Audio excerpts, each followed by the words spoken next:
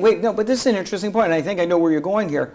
But the whole key thought that comes into play here is that you're not only talking about changing the way in which people analyze industry capability, going on the check marks that have always been there, because they have, obviously with the high rate of failure, the check marks aren't an indication of anything. You know, you're getting a high score, but that doesn't necessarily translate into the outcome people are looking for.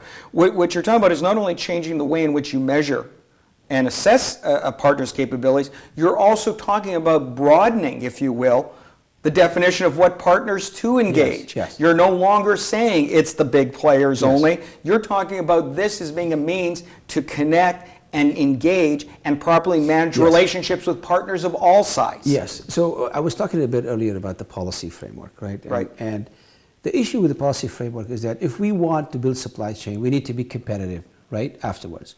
And that means we need to know where we want. Like let's say we're building, we have IRB policy around, let's say, shipbuilding, right? Or supply chain in the marine industry, let's say, right? Well, what do we want to be good at? Right? Do we want to be good at building, warships or weapon systems? Which part, right, of an integrated big project we need to be part of? Where does Canada need to excel?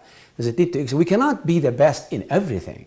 And this is what I'm talking about when it comes to policy. Right? We need to choose, which areas, right, of a particular supply chain, right, we need to be good at, and then we need to give incentives or engage the vendors who will allow us to develop these things, right? We can't just say, okay, well, 100% Canadian content, right?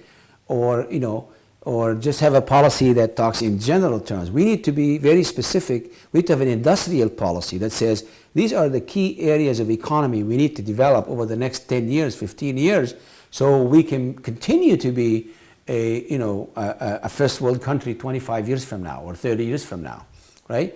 And we need to then make the necessary tests within all these procurements in selecting the right partner in terms of which of those partners can help us create innovation and supply chain in those areas, not in everything, right?